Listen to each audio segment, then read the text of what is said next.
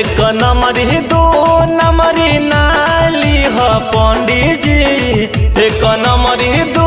नंबरी नाली ह पंडित जी, बदले में दूल्हा के बहिन ली ह पंडित जी, बदले में दूल्हा के बहिन ली ह पंडित जी, बदले में दूल्हा के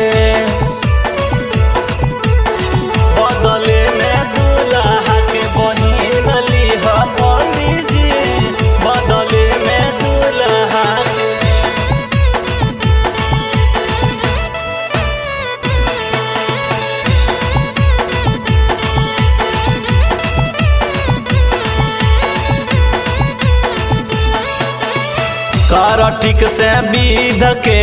दूल्हा लिये खरीद के, हो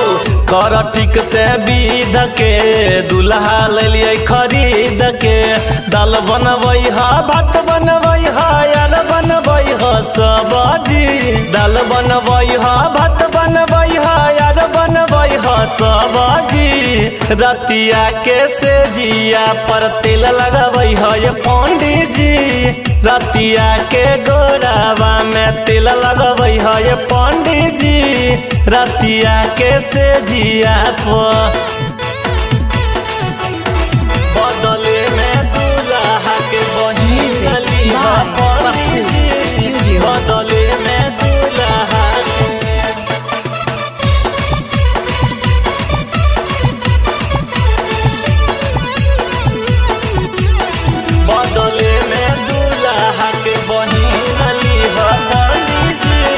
बदले में दूल्हा देखा नहीं घूर के बाकी है ठाकुर के, बाकी है ठाकुर ए हो, देखा नहीं घूर के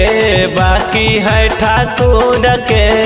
10 रुपया 20 रुपया नाली ह ठाकुर जी, 10 रुपया 20 रुपया नाली ह ठाकुर जी,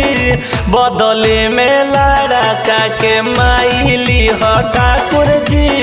बदले में दूल्हा के चाची ली ह ठाकुर जी, बदले में